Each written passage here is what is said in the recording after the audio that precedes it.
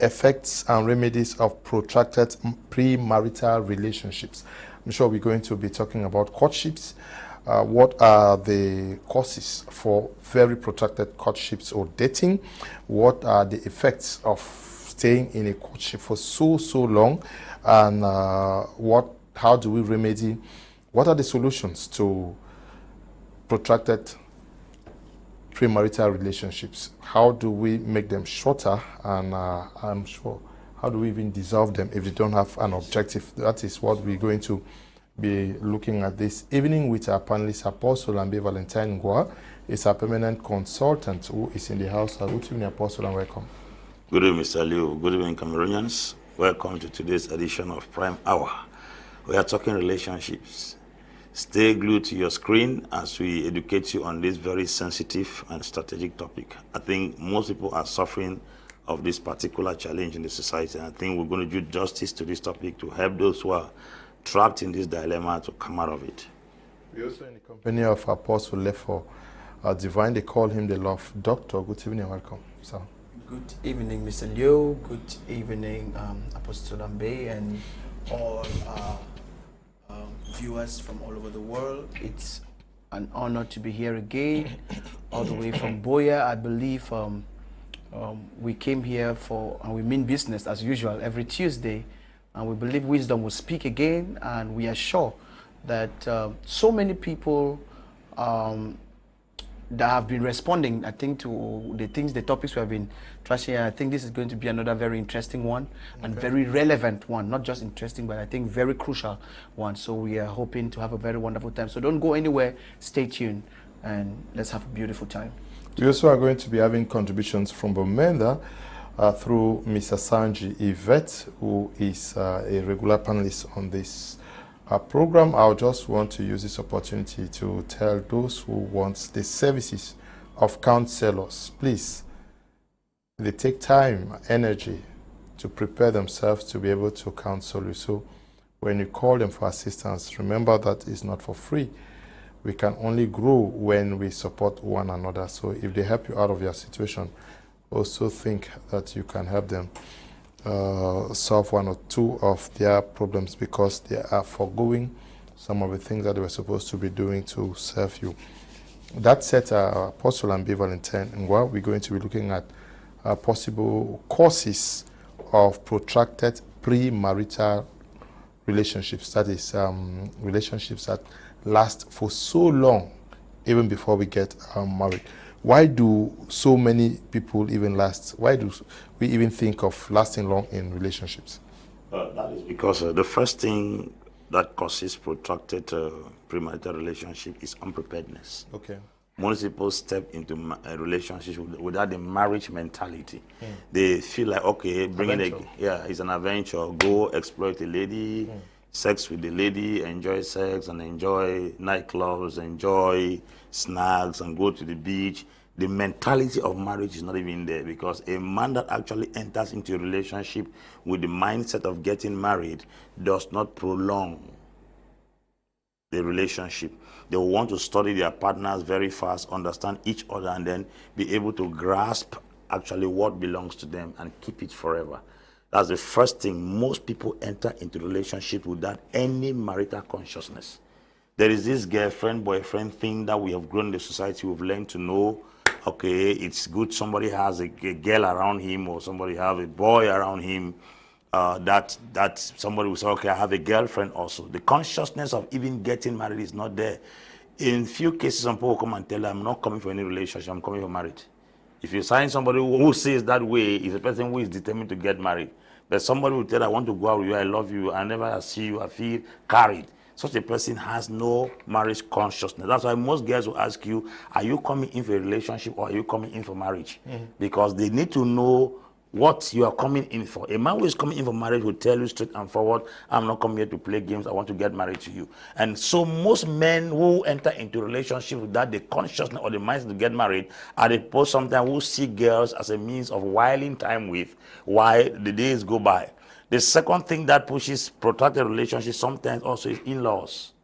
A man may deliberately want to get married to a lady, but the family stands against. or the woman's family stands against. Such persons may deeply be in love and they see themselves compatible to get married, but external forces from in-laws prolong the relationship. I've seen a case where a girl has stayed 6 years in courtship because the mother stood against the marriage. Such a situation, the man is not the cause, the woman is not the cause, the in-laws are the problem. And we've seen in many occasions. As a matter of fact, I'm dealing with a case right now where the in-laws have stood their ground that the marriage should not hold, but the two persons are deeply in love.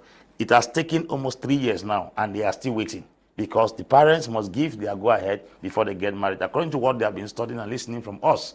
So you discover that in-laws also play a very pivotal role. The fourth thing, sometimes financial difficulties. There are people actually want to really settle together, but they don't have the means. That fear that I don't have the money to dowry this, to pay this woman bride price, I don't have the money to organize a sumptuous wedding, I don't have the money to take care of myself, am I going to take care of children? That's psychological trauma and fear, and they don't have anything stable like a job they do that can help them fend for the family. It gives them the fear, so they keep wilding time thinking that things will get better one day, failing to understand that you instead obtain favor when you make things right. When a man finds a wife, not a fiancé, not a girlfriend, not a side chick, when he finds a wife, he finds a good time, obtains favor. I give myself an example. I got married under very deplorable conditions, very deplorable conditions. I was an epitome, what you call poverty. I was poverty defined. But you see, I had studied to understand that two are better than one. And I took a step of faith and I prayed my wife's family, even though there were some squabbles and misunderstandings, but later on they adhered. And when they submitted, I took care of my wife. From the time I got married, things started changing dramatically. But I've seen what it means by he that finds a wife obtains favor. And I saw it. So that fear that you don't have what you can eat or take care of yourself, if you get married, things will get worse, you are making a mistake. You only get better when you get married, because two are better than one. Okay, the love doctor, how do we explain the so many persons who are been in relationships for 5, 10, 15 years, yet they are not married? They say, my girlfriend, this man like the girl, so they since they don't stay. It's common now to hear that this boy really like that girl. They don't stay, so they. Is it also a mindset issue where we have banalized relationship? We do not think that getting into relationships should be aimed at ending up in a marriage. Yes. I think the major things like for this protracted premarital relationship have been highlighted by Apostle Ambe, and what you have said is very correct. The thing is, most of the times, especially in our generation, dating is not intentional. Most of the time, it's not intentional.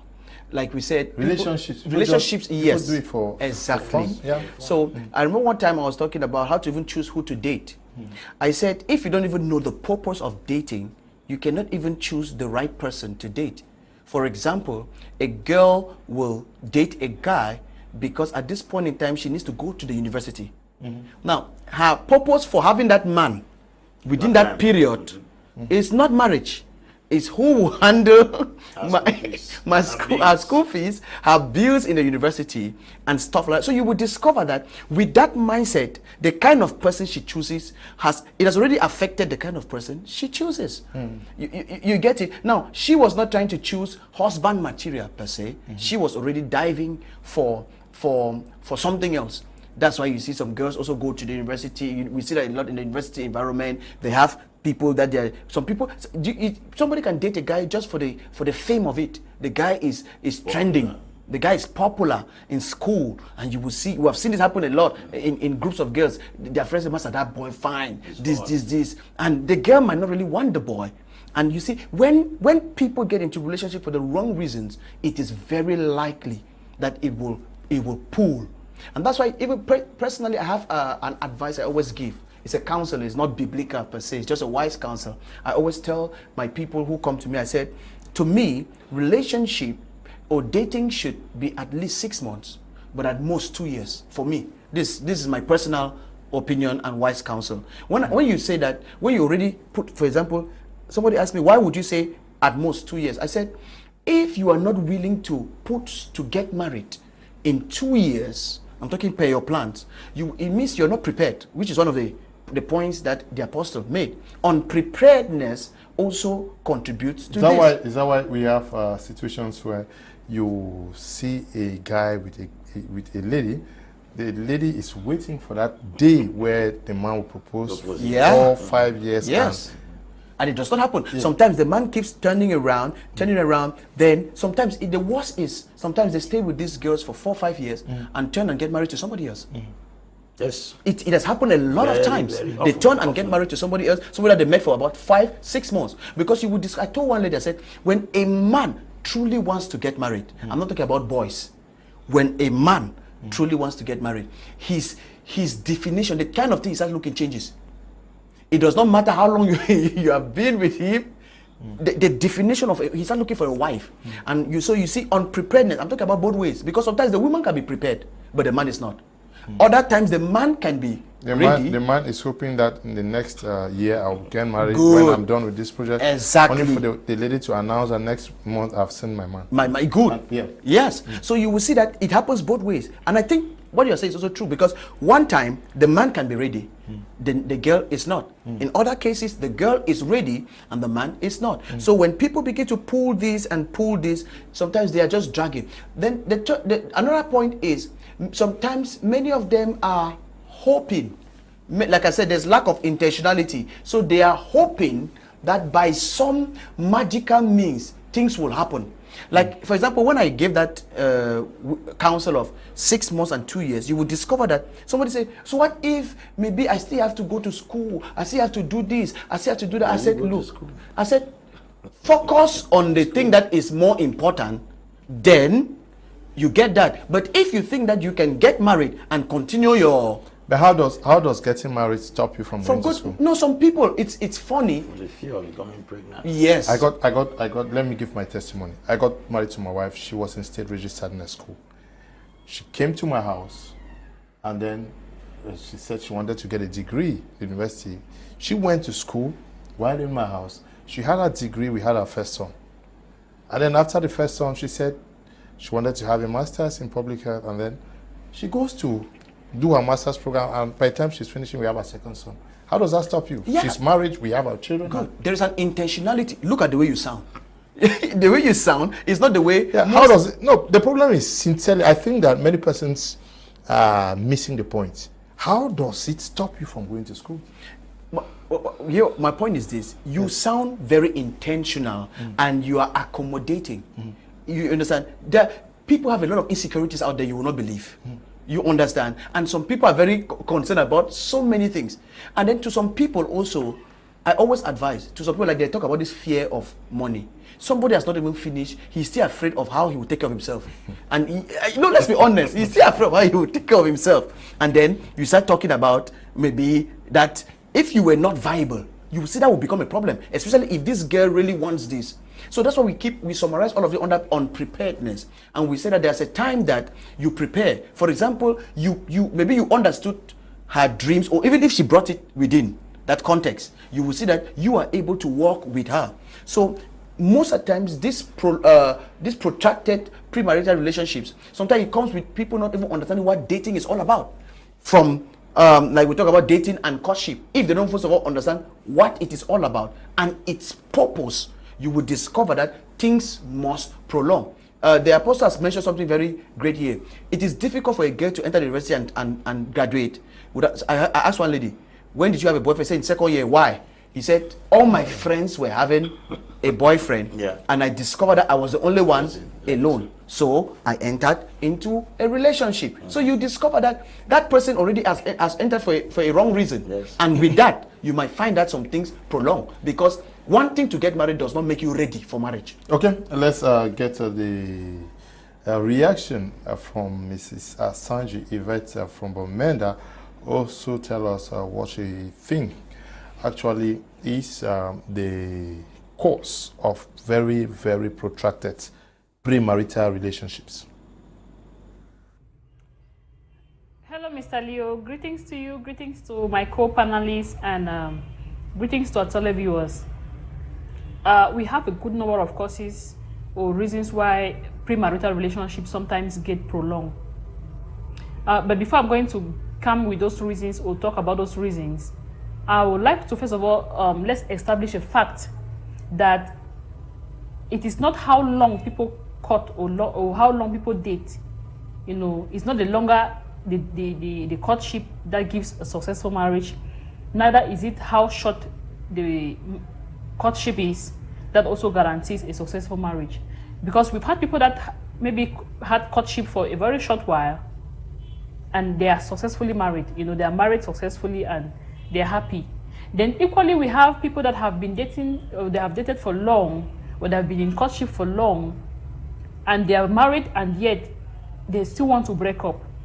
Like I think I handled a case like that where they've been married, they were courting for over 9 years, but when they got married, it was just within 1 month that they filed in for divorce.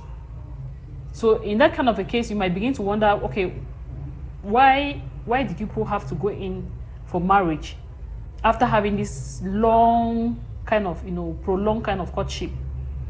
So it is not how long somebody dates, it's not how long. The longevity does not matter. The duration does not really matter. If, per se, let's say couples were acting deceitfully during all those periods, or they were acting up, or a couple, let's say, okay, couple A that acts up during courtship, and they have a longer courtship, and then we have couple B that are very honest to each other, and they have very short courtship. Now, if the two parties have to get married, you realize that the one with the short courtship is going to enjoy a successful marriage. The reason is because they were honest to each other. They could know what each other hates and what each other likes during that period that they were together, even though it was not that long. But we don't encourage very short courtship. Neither do we encourage very long courtship. So the greatest thing is know who you are dating, or know who you are in courtship with. Now, if you know who you're courting, if you're honest towards the person, obviously you will have a good and a successful marriage. But now let's look at the causes of prolonged courtship or premarital relationships. We have spiritual parents. Most often, pastors make it difficult for Christians. I want to talk about the Christian milieu. Some pastors will be like, no, my son, you cannot marry from that church, or if he has to marry, she should come over. No, he should come over to this other church. So the kind of dragging goes on, and then time is being consumed. So that what affects marriage. Spiritual, or let's say spiritual parents. It has a lot to do with that, especially in the Christian milieu. Sometimes you hear a pastor say, okay, you are a protocol. You cannot just leave my church as a lady, or you are an usher in my church. You cannot just live like a lady. You must get like 5 more ushers to replace you before you are going. So you are trying now to see how you can get 5 more ushers to replace you before you can go and get married and follow your husband to the other church. Yes, sometimes the differences in religion also contributes. Maybe say a Pentecostal wanting to get married to a Catholic. There are differences in beliefs and all of that, and then the two pastors and they say the pastor and the priest, they are not having a common grounds where they can agree on, and so it helps, or it does prolong a premarital relationship. Equally, we have financial inability. Sometimes people have the will to get married, but financially they are handicapped, so they might want to take time. We also have families. Sometimes you're planning your wedding. I've had those cases here, many of them. Now, when we put a date, the family comes and change the date and gives this other date, and so he keeps changing. He hears a lot from his family. Family will always want you to do things at a way that will be convenient for them. But now the truth is, it is not all the time that you can really please everybody. You must have a precise date. You must have a precise date. She raised a point I wanted to ask you, Apostle Ambe, Valentine Gwa. Some of you people, not also the cause of this prolonged premarital relationship where a man of God or the church committee you know, there are some very, I don't know whether they are recalcitrant church committee members, no, marriage committee members, and they would turn this family, this boy, and around, and they want the boy to respect all of this. There are cases like that. I know at least 2 of them. Yes, Mr. Leo, to some extent, that point is correct, but I don't believe that the church has such power to delay people from getting married, because I think before people come at the level of the church, they must have lived their lives and arranged their relationships to a certain extent. And when they come to the level of the church, it's almost towards the end. Yes, most of the times in the church, it's almost towards the end of the relationship where they are seeking for counsel, and then they go to the marriage committee. Some churches have very, very complicated rules put when it comes to people who want to get married. Like some churches will ask the would-be couples to buy dresses for the pastor, pay an amount of money, and sometimes that weight becomes too much for people who want to get married. That could be for some churches. But actually, I don't think the church has such power to really stop people from getting married or resist them from getting married to some extent. Because whether we like it or not, people will always get married. And if the pastor is not comfortable, those people will look for somewhere else and go and bless their marriage. I've seen many people that will never not kill them. When love is burning in your bones like fire, your pastor will not stand as a hindrance to you. They will go and organize a marriage somewhere and call some other pastor to come and bless it. If you don't want to accommodate them as Christians anymore, they will change church. We've seen situations like that. So the church, even though some churches, their doctrines are very complicated and they have to strangulate or frustrate those who want to get married, that I don't think they can keep. We are talking about protracted. That word protracted is very serious. Protracted. We are talking about facts that can keep a relationship for 6-7 years. People are in courtship for 8-9 years. They're in courtship for 10 years. Church cannot do that. Church is a place where you are almost coming to do final touches for your marriage, and sometimes it takes 2 or 3 months for the church to actually handle. If the church is that resistant, most people sometimes who are frustrated can look for that's not all. This is in the case for Christians who are in the church. What about a sister, especially a good choir leader, who falls in love with a Catholic Christian in your church? How easy are you going to let her go? Well, in my own case, I think I need to know the person. Catholic Church is not a place where demons are raised. Okay. There are also people with complicated characters in Pentecostal churches. So we are dealing with the individual in question, not the church. Because when they want to talk, it looks like angels live in Pentecostal churches and demons live in Catholic church. No, that's not true. When people come to get married, remove that religious cap on their head and deal with the persons in question. I have seen men who don't go to church and they are very good husbands.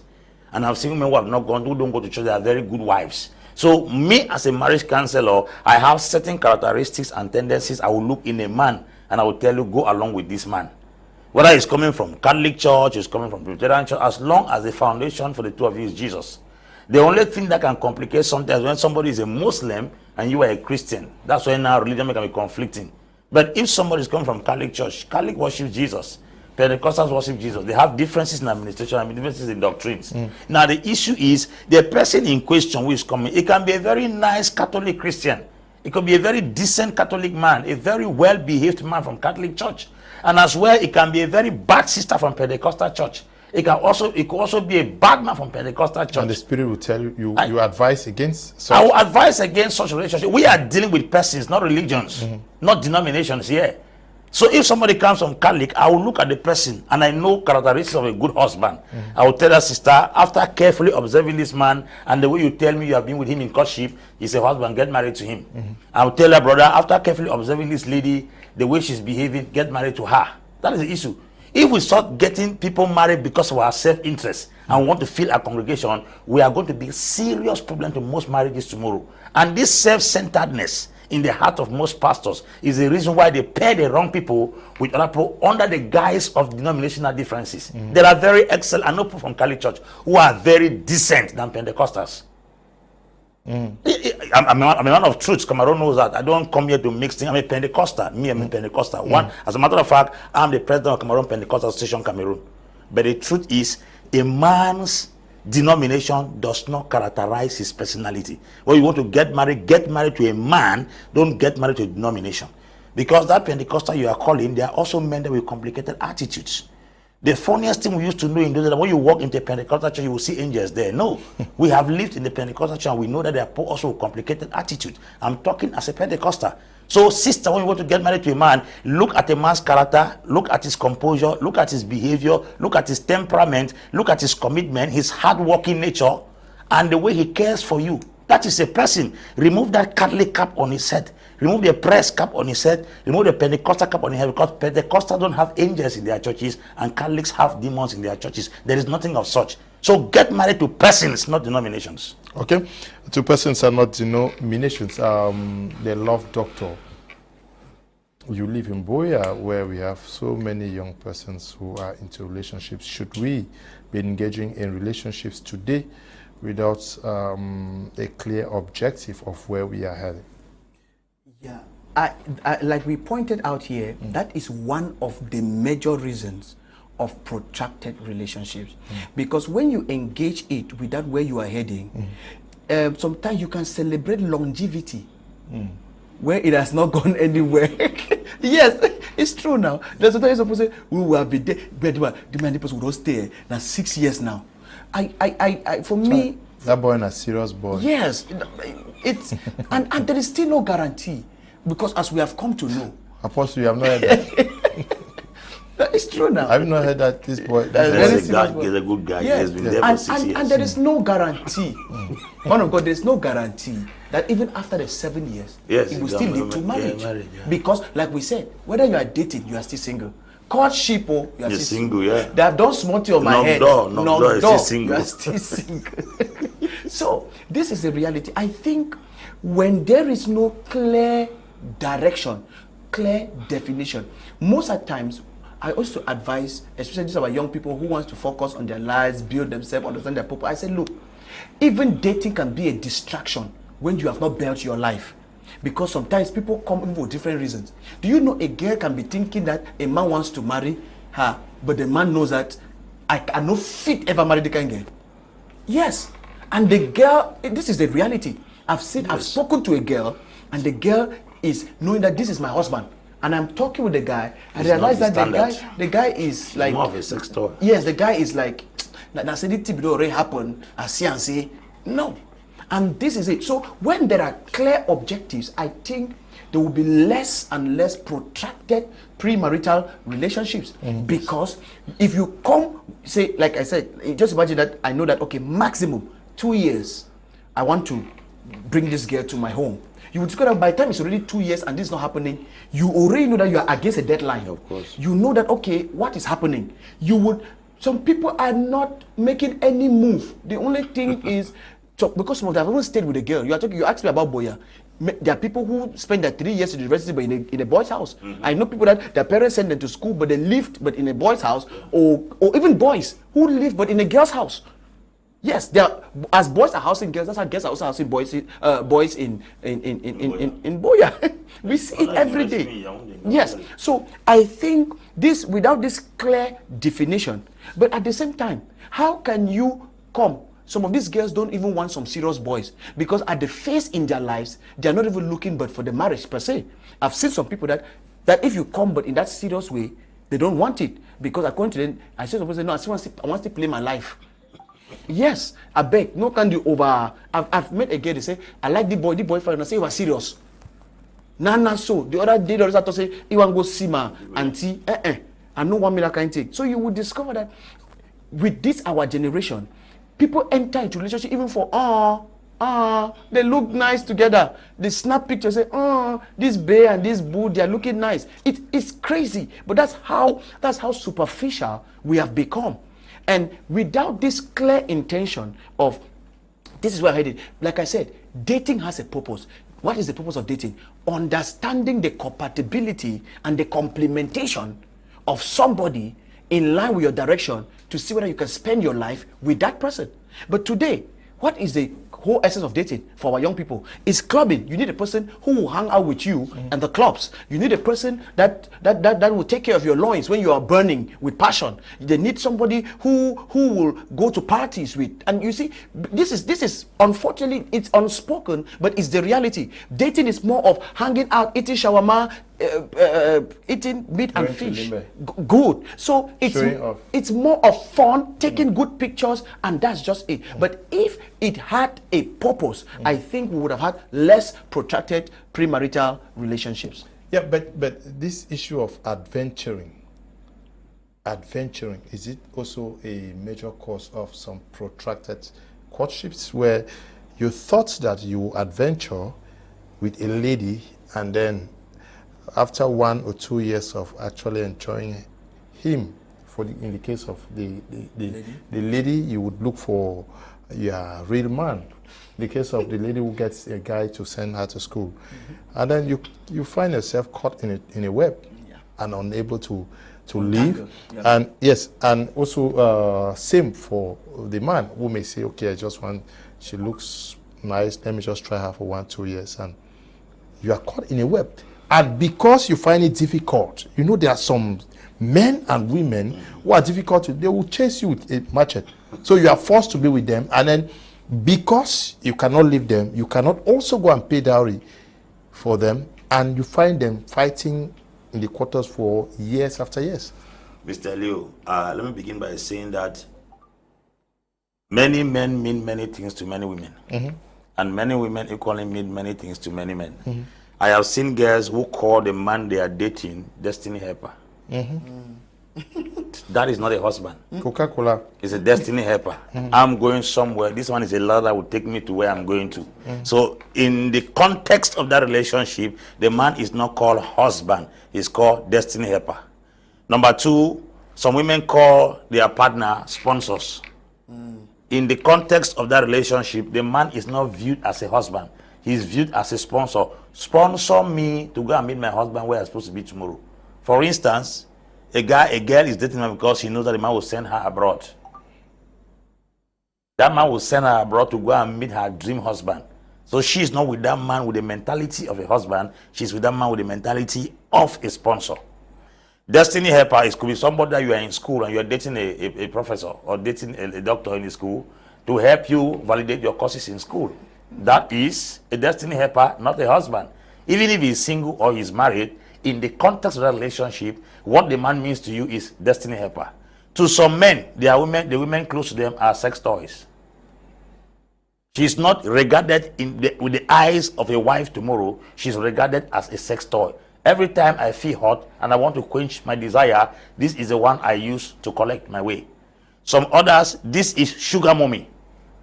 Sugar mommy is where I collect my money anytime I have a need. Financially, I'm broke. I go close to her. In the context of the relationship, she is not a wife. She's a sugar mommy. So you look at somebody is sponsor, somebody is destiny helper, somebody is a sex toy, and somebody is equally a sugar mommy.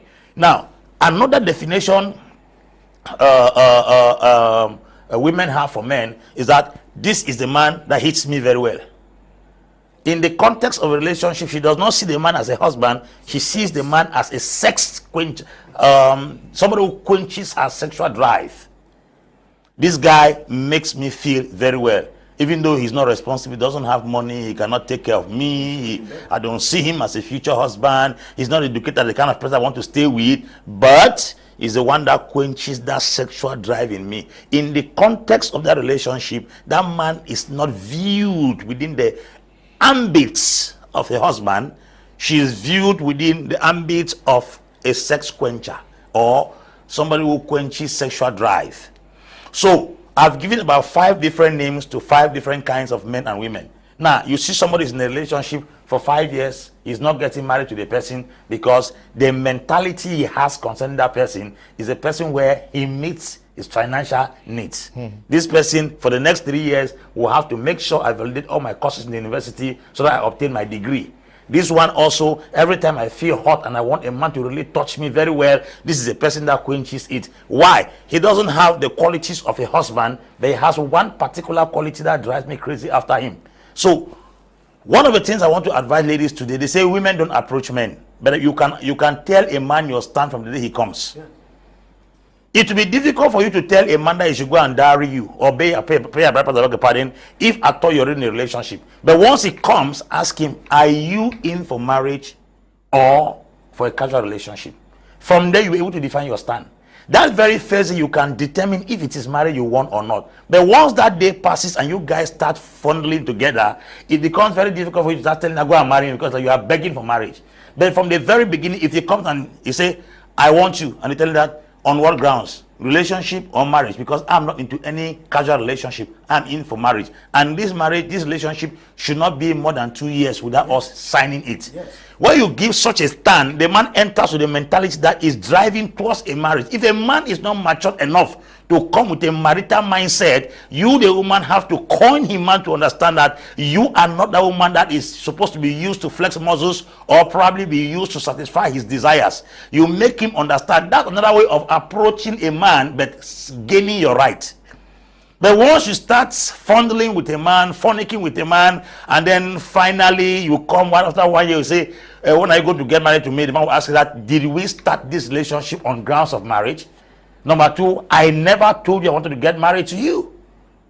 Just like some men will walk into your life, they won't tell you they want to get married to you. When you find a man you want to get married, and then they say, why do you want to get married? You say, but you did not tell me you want to get married to me. So I advise you as a lady, the first day a man comes in your life, let that relationship be defined on the very first day. On what grounds is he standing? Is he standing on marriage or is it a casual relationship? If the casual relationship, then now you are not interested. If the relationship, give him a time frame, because you believe that the 2 years is for you to understand yourselves and to study each other. If you don't define the tenets and the context of that relationship, you may end up staying with a man with a mentality that because it's with you, he'll marry you. Not everyone that hangs around you get married to you. Yeah. So sometimes your heart is broken, you are disappointed and frustrated, because why? In the very beginning, there was no contract on which both of you agreed on how you are coming together. So make sure as a woman, if you are responsible, define your stand in every relationship, so that if the man does not marry you tomorrow, it stands as betrayal. Not that a man will walk into your life, see you as either a sponsor, a destiny helper, a sex machine, or some kind of a sugar mommy, and then suddenly tomorrow you go to say, he wasted my time. He wasted your time. Huh? Both of you wasted your time because none of you defined the content of the relationship. You have to define it from the very beginning.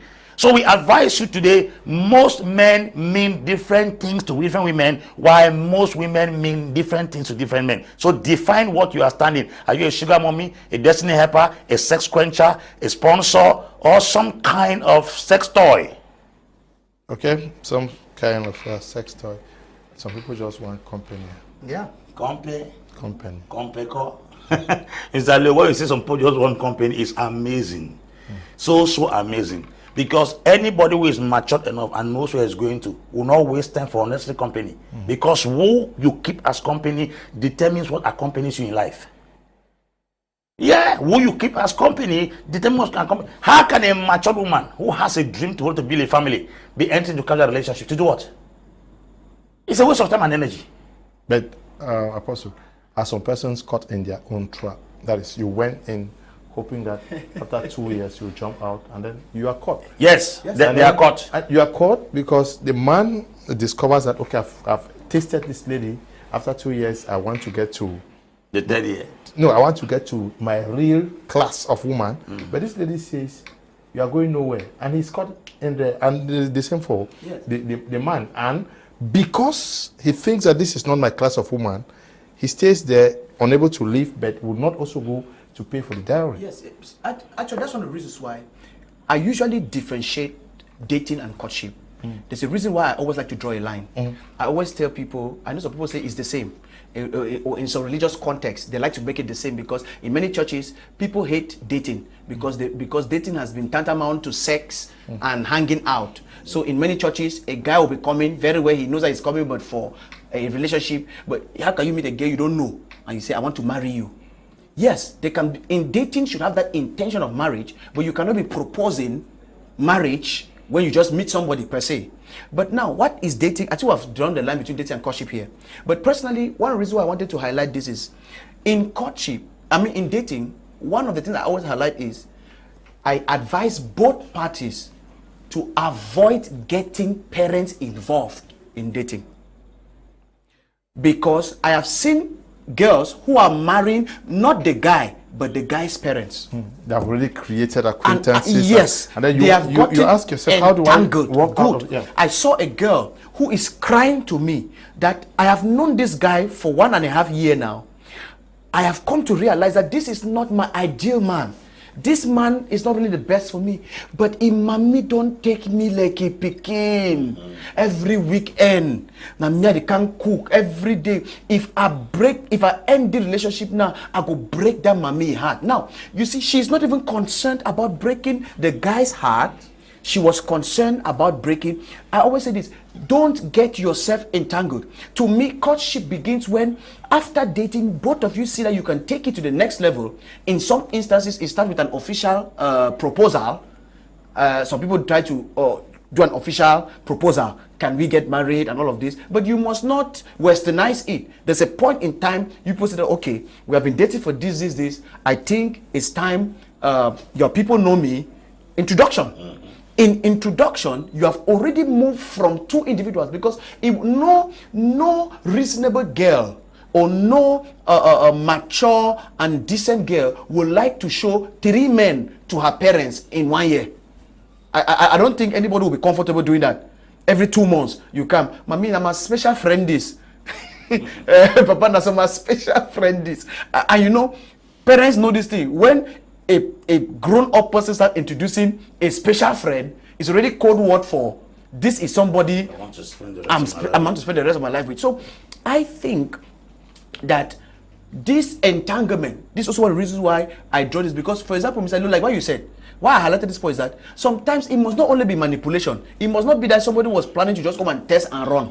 But if you did not know where you were going to, and you don't know how to go about it, you can come and get entangled and trapped by the people's family, people's friends.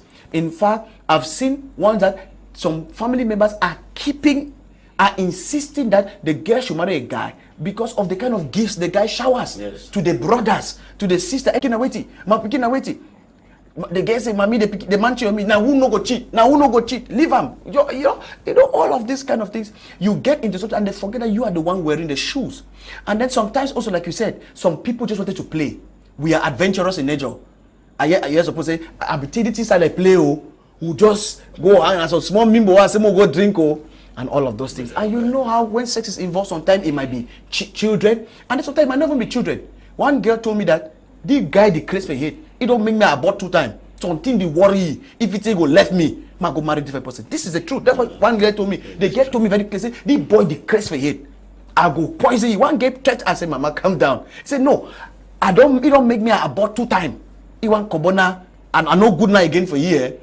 So these are the kind of things that we are looking at, and that's why you see we want to handle these things right from the core. Because if you don't know this, that's why we say avoid entering into it when there is no direction. Because when you start complicating your lives like this, it can lead to this protracted premarital relationship that we're talking about. Because sometimes you might get in there innocently, then you find yourself already entangled. Then you stand and you don't know which direction to take. People asking why you're not getting married. Yes, because but you know you cannot. Good. Yeah. But if you enter with the right mindset, I want to also say here on camera, a breakup is also a successful dating. I'm saying this because, especially in church milieu, I remember when I have a sermon, a teaching, on how to have a successful breakup. Some people have been asking for it, and now somebody attacked me. How pastor feel encourage breakup? I said no. Dating has a purpose, and if that purpose is knowing whether I should spend my life with you, if we finally discover that that is not the best, or we cannot spend our life together, it's not a success.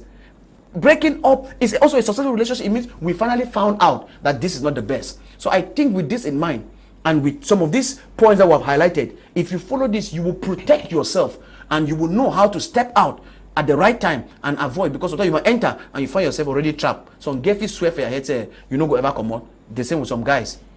Okay, my own brother Wabatum from Womb says, "Good evening to all in the house. Please, Mr. Leo, in the domain of this topic, I remember my father told me he knew my mother when she was coming back from the farm and didn't meet her directly.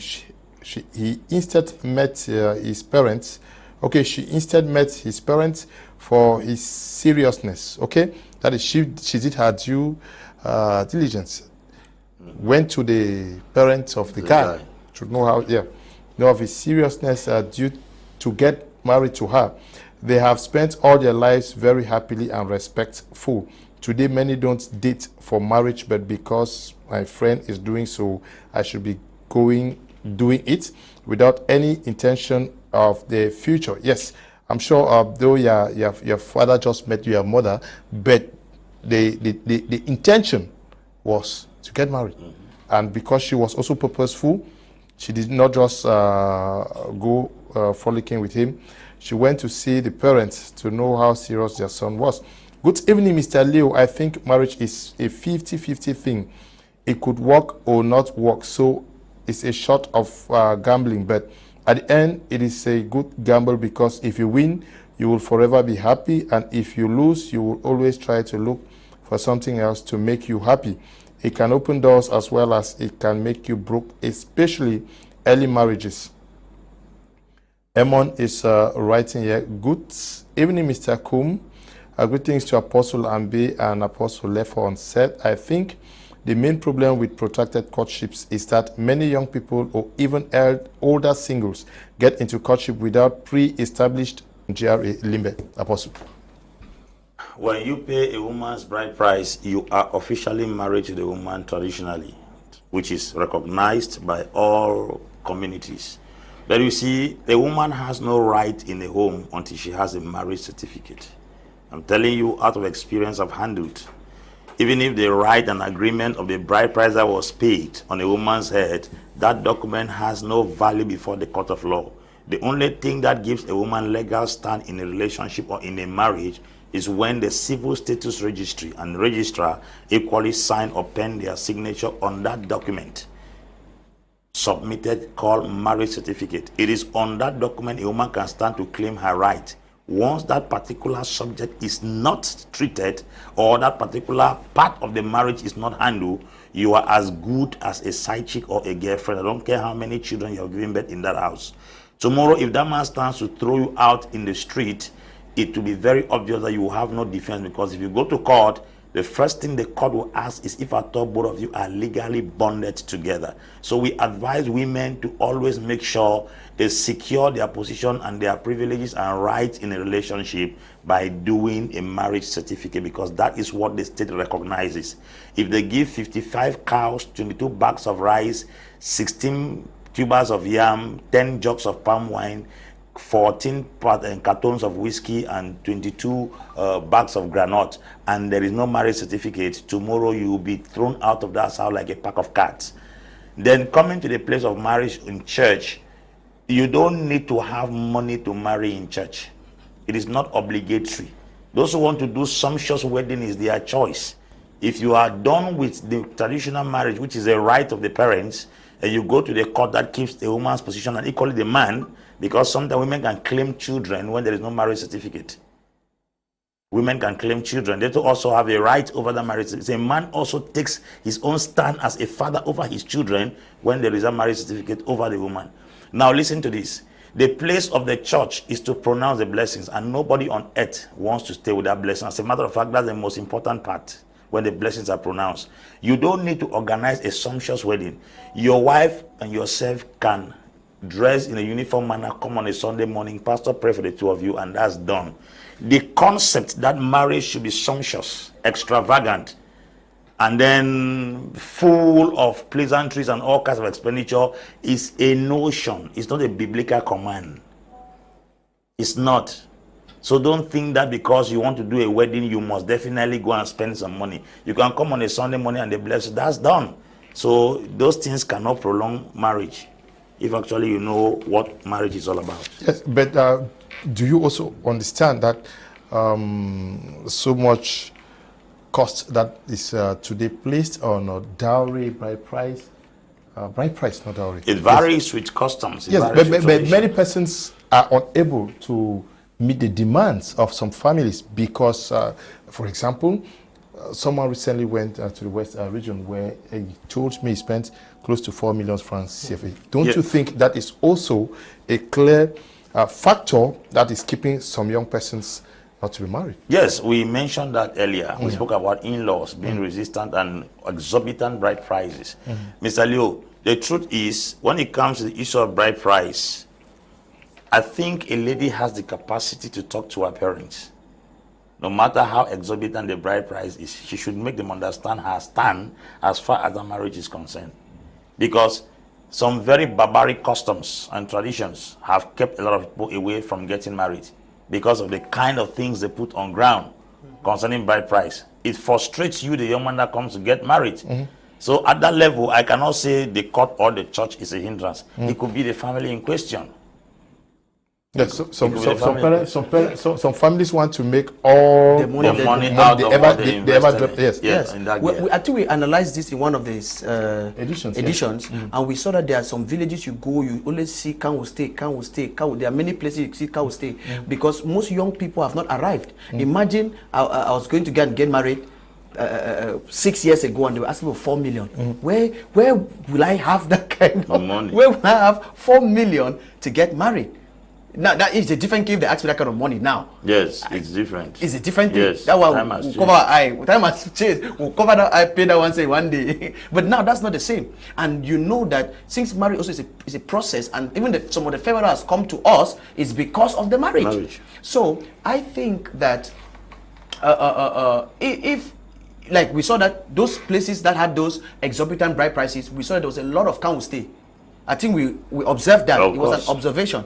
So you see that, and so what will happen? Some people will now, and it can even cause some people to hide behind that and say, okay, when I will have that money. So you see some people stay with their wives and have 3 children. That means they have stayed with somebody. Imagine how many years it takes to have 3 children with somebody in somebody's house. And you know, as long as long as you are not married, you are not married. No matter how long you have stayed in the house. Even that's why people were talking about court, or people think it's a joke. It's not a joke. As long as you have, even when you stay as long as one in the house, if you go there, there's no marriage certificate, you are not married. So I think with this exorbitant bride prices and all of that, it can be also a major reason why in some customs or in some places, some people don't get married. But unfortunately, I think due to many factors now, illumination, civilization, even plus our Cameroon crisis. I think even this crisis has also helped small in marriage because there's no going very far into far villages now. Sometimes it's difficult for some people to live from far and come. So I think if some people are smart now, they can take advantage and a lot of things can go. And I think this might not be so much of a factor, though it can affect in some cases. Okay, we move over to Bomenda to get another intervention from Ms. Asanji. Yvette. So, Mr. Leo, just like I was saying, external interference, or let me say, having difficulty to take a decision and stand on it. Once, let's say you're a man and you want to get married and you're finding it difficult to take a decision and stand on it. You want to allow family and friends to dictate when the wedding should take place and all of that. Know that at the end of the day, they might prolong that marriage. They might prolong that marriage for you. Family has a say in when you should marry, but if you want to completely leave it in their hands, it will be a serious problem. So you must have a date. It is you that is getting married. You must have a date, and then you communicate it early enough to your parents so that they can start working on it and start seeing how convenient or inconvenient it's going to be. Now, sometimes if it's too inconveniencing, maybe due to family, 1 or 2 things in the family, at least that one is understood. But sometimes people just want to prolong it because you cannot hold that wedding that day because I will not be around. One person is telling you that the marriage should not hold because they will not be around. One person. And so he's trying to change the date because they are busy. Everybody must not be there. Family should be there, yes, but it's not like everybody has to be there. So sometimes family really make it difficult. Then one thing too is that people want to date for long. And their interest is that they want to know each other very well before they go into that marriage. But one thing is certain. I would always tell people the truth. The longer you date, the more you see reasons why you should not marry each other. That means it's like they want to have a PhD in courtship. They prolong the relationship to the extent where, no, ma, I don't want to hurry. It's 8 years, 9 years, 10 years. You are still trying to know who you want to marry. Are you serious? No, that's too long. what you should know about somebody you want to marry is know the basics. You cannot know everything about somebody. You cannot know everything about somebody, but you can know the basics, know what is important, then be open to keep learning. Marriage or successful marriages is work in progress. The spouses keeps working on themselves. So don't marry somebody thinking that you've known everything about them. And if you happen to even think that way, that you've known everything about them, when you get married, you'll be disappointed because you see one thing about them that you never knew, and that is a problem. So don't try to get married because or when you think you have known somebody completely. People change just like season change. We have seasonal changes. We also have people that change. In fact, every human being is prone to change. Change is constant. So when you're marrying somebody, give space, give room to keep learning new aspects about them. If not, you always have a very serious problem. Then we also have lack of commitment. Sometimes the people that want to get married, they are not committed. Either one spouse is not committed or the both of them are not committed. Now, the consequences or the effects of this is that for Christians, it might land long relationships or prolonged relationships might land them into premarital sex. They might say, okay, no sex before marriage, but they've been there 4 years, 5 years. Like I was counseling one guy. He said, "I've tried now 5 years, and she still wants to like say, let's take more time before we can get married. I've been trying, I've been putting myself together, but I think I can't take it anymore." Now, you shouldn't get married because you want to have sex. Because sex is not what marriage is not all about sex, obviously. At least you must exercise a level of self-control.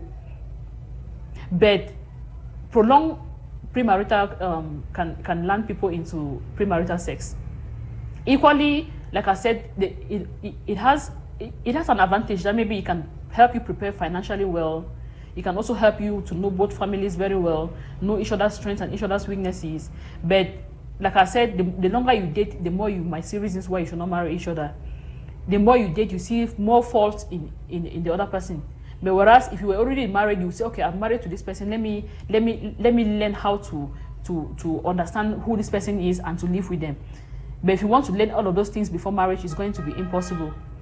So the consequences, like I said, premarital sex, it might end up the marriage myself might not end up happening, you know.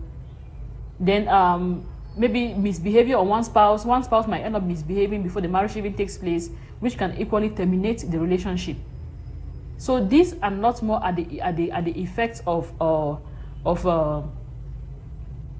delayed or prolonged premarital relationships. I'm going to come back with the remedies.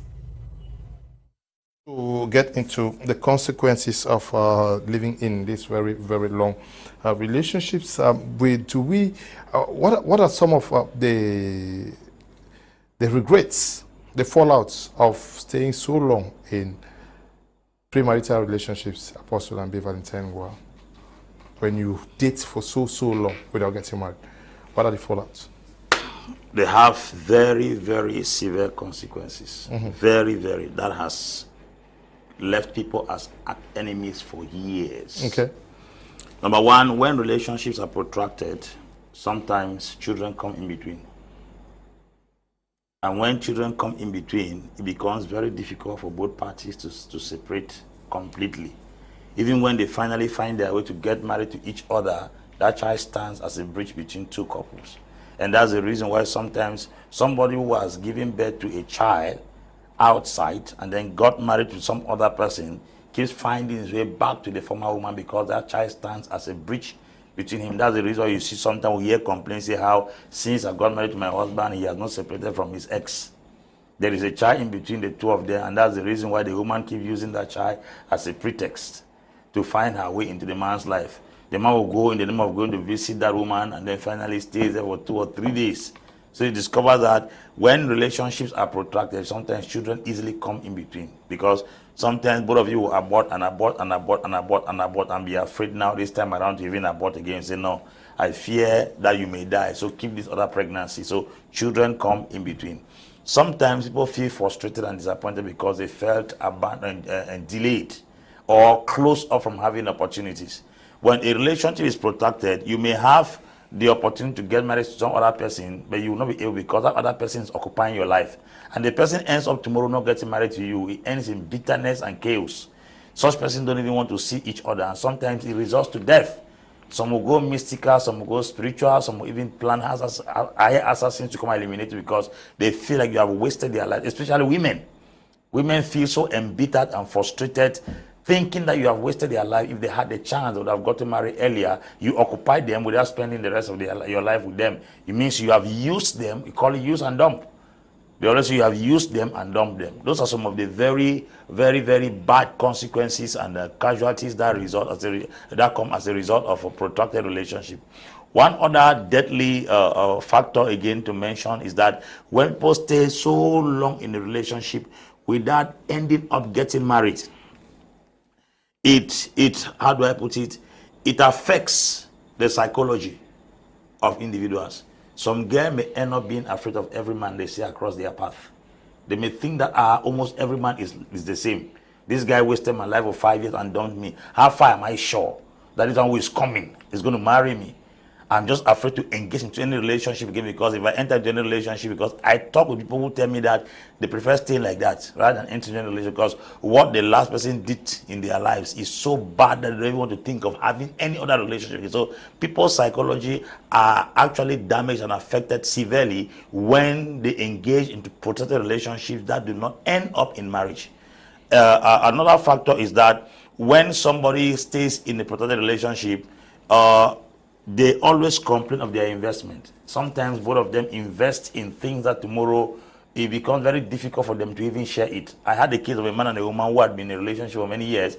They opened the hospital and built a house, but they were not married. Now it occurred now they had to separate. Even to separate properties, it was another problem. Because whoever has his name on the property becomes the owner. But if there's a marriage certificate, both of you have joint property. You may go to the court and share it evenly.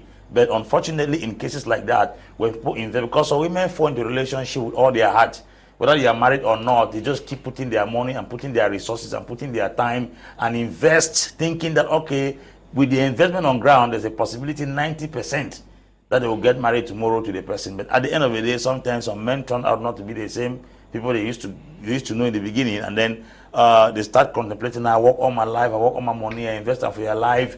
Now I not get nothing will stand again. You don't let me go marry another woman.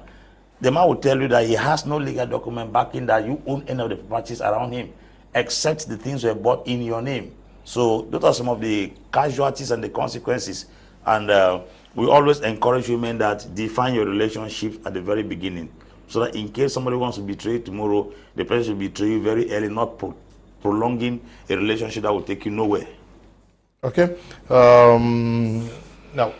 Many of these ladies who get into unprepared relationships also today end up in regrets, because you date a man while you are young, and then you have some young suitors who could have ended up with you. You turn them down, hoping that this guy would send you through education, and then after education you think that this other person has to take you to this other level, and by the time you clock 30, 34, 35, you're stranded, because everybody who is coming around just wants you for the fun.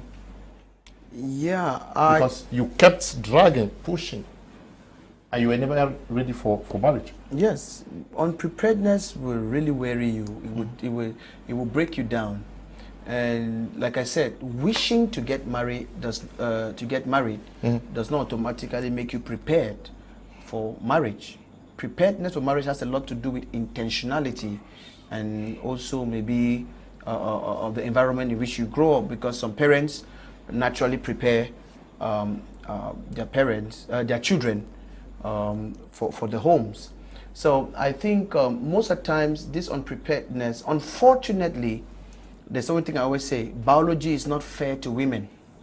Unfortunately, biology is not fair to women, and it's something that women should take special note about.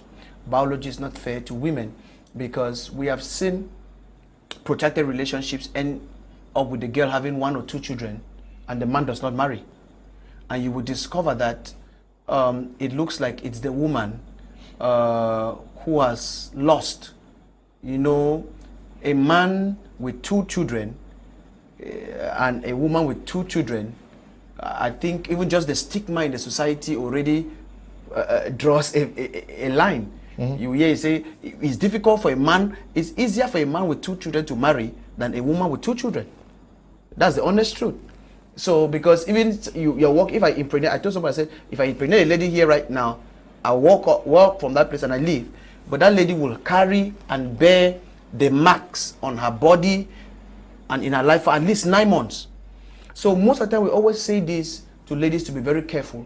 In fact, one of the advice I give in my own community or in my ministry is for ladies to, if they accept somebody, okay, if they accept somebody and they want to be with that person, I always encourage them to, at some point in time, maybe even as a counselor, to make it known, not necessarily public, but to maybe to bring the person to me personally, not for intervention, but to protect them, because you will see that we have seen guys who have proposed to 3, 4, 5 ladies in the same congregation.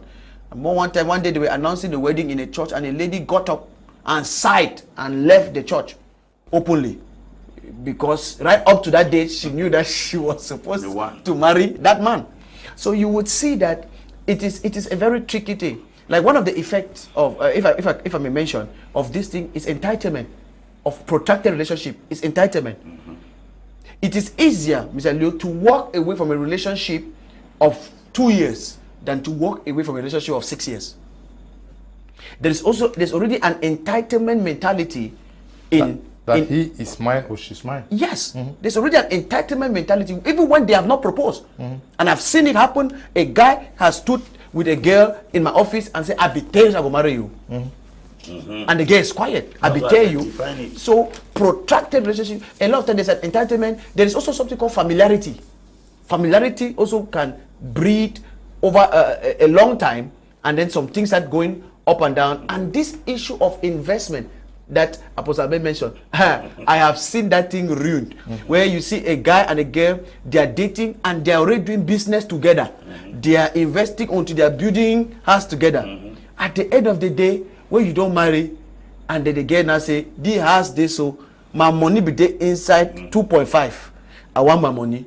There is no money. There is no this, and we have seen that we have seen people got married not because at the end of the day they discovered that they're not meant to, that they don't really care for each other like they wanted, but the properties on ground. There are things on ground. So I think this unpreparedness has really destroyed, and both girls and guys, people should be prepared. They should know what they are getting into, what they are heading for, because if not, we will not be able to, you cannot hurry this thing, as I can put it, because at the end of the day, we have seen, I've judged cases like this, like a whole panel, they sit down, this other person, no, you must, I remember one time I had to call the guy and say, ask this guy, what is the thing?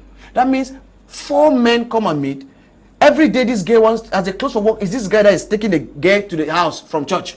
It's like an eagle oversight over the lady, and has never said a word. Been with the girl like that for 4 years. One day, we advise such girls, ask the guy, now wait till. Okay. Hello, Mr. Leo and the intelligent panelists in the house. I can listen to them the whole day because them get sense plenty. More grace and God bless you all. Prudence is writing from Yaoundé. Good evening, Mr. Leo. What about people who got married and separated after some years? How will such situation be analyzed? Because you guys talk only about broken relationships. I'm waiting from, yes, this is the program today has to do with relationships that exist before marriage. It's not after marriage. That's why we are discussing on it. It is written there pre-marital. Pre-marital means before. Please, I wish to ask if you can help me with Dr. Okay, number, okay. Good evening, Mr. Leo, and all the men of God in the studio. What an interesting topic, Mr. Leo. Causes of premarital relationship is poverty. Yes, so I said poverty. Many men come in ladies' lives because they think a lady is independent and well-to-do. Effects of such relationship is hatred and karma. Remedies. If a man knows he is coming into a lady's life to play cards, please, they shouldn't even attempt, because the latter is dangerous than the former. Sandra is writing from Douala. Mr. Liu, please can Apostle Ambe answer this for me?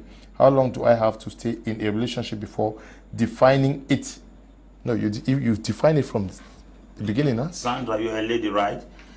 To you as a woman, you can never ask a man for marriage. It's men that have that right to ask. But when a man comes to ask you for any relationship, let him define it from the very first day. If at all you are interested in him, if you are interested in him, let him define. If you're not interested in him, bar him at once. Tell him that I hope you are coming in, or ask him, is it for marriage or it's just a casual relationship? If you say casual relationship, tell him to go away. You're not that kind of person. Okay. Sandra, I hope the message actually was sent home. Good evening, Mr. Liu and the great panelists in the studio. I appreciate the wonderful work you guys are doing. I do really learn from your teachings. Please, I wish to know how long should a dating and courtship last before marriage? Gilbert is writing from Bahrain. Let him answer. Let him answer now. You spoke about dating and courting.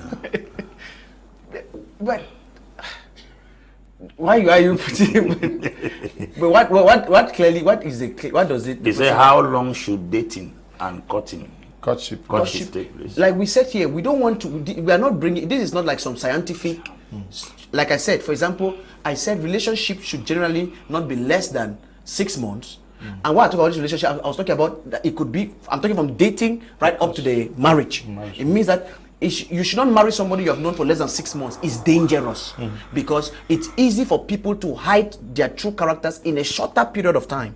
But we say that it should not also pull beyond 2 years. Take into consideration that what preparedness should give you at least that 2 years to do that. So now to split the dating and the courtship, I will not advise you to just know again after 3 and before 3 months you're already meeting parents. It to me, where you're not certain about certain things. Okay, it should not be less than 6 months. It should not go beyond 2 years. Yes, that is the advice you are giving. Yes, I'm talking for general. But for general relationship, I said it should not be less than 6 months and more than 2 years. But now take note that when I said for the relationship, I was talking about knowing the person to getting to marry the person. So, but now this person is asking, how long do I move from dating to courtship? Take note that it's still in that 6 months. So I was saying that since I was saying that courtship includes involving other people apart from the person you are with, I was saying that I will not advise anybody to involve other people in their relationship before 3 months or less than 3 months. Okay, good. So that at least they can spend time to know that person first. Okay. Good evening, Mr. Liu and all on the platform. This program is very important and it has helped me a lot as it has opened my eyes to some realities I never knew. Thanks again. Whitlin is writing from Bangam. Good evening to you. Whitlin, we're glad to know that. Greetings, Mr. Liu and a noble man. Just to add, Mr. Liu, I had witnessed in marriage. I have witnessed a marriage ceremony, more precisely traditional, where the said guy paid close to 4 million as bride price plus dowry. Mr. Liu, this is discouraging. When I tried to find out why, they told me that's their way of life. That guy, which is my colleague, is in debt just for traditional marriage. It's Nelson Gomez from Sangmelima. I think this should be discouraged now. Yes. You are not forced. But what if you truly love this lady and you are requested to pay 4 million and you have to go borrow to pay the bride price? Mr. Liu. And you live in debt with the lady after? Mr. Liu, God gave us a mind to think so that he can rest. Okay. God in heaven gave us this mind to think so that God can rest. God is not supposed to be thinking for us always. If at all you sit and see a situation you cannot handle, in the name of one passion you are feeling and you are burning inside, you go and borrow money, 4 million. You enter a relationship in 4 million with 4 million. Debt. You will be fighting every night. Because the money we were supposed to have taken to be feeding their daughter, they have given to the parents. When the girl will stay in that house for 2 weeks without eating, then she will look for where they feed her. And a hungry man is an angry man. And once she gets hungry and she's unable to feed herself and then you are gathering money to go and pay a loan you used to marry her, the anger further you have for that marriage will fall on the woman. When you discover that she is not producing up to what you invested on her, it will turn to a pure business affair. And not even know she has spent 4 million on marrying you. What is your function in this? You discover yourself unconsciously insulting the woman. And once the woman to stay in the house and is unable to eat, that's when you start hearing that hell neighbor. Because when she will eat somewhere and feel satisfied. I don't think even a woman who accepts that has issues to start your relationship with them. The truth is that some families are very complicated there. Some of these our sisters are helpless and speechless when it comes to some of these barbaric customs. True. Because some of them like this, the father is making like this because he has also eaten from other children's, from the uncle's children. From other uncles. Yeah, that's true. Okay.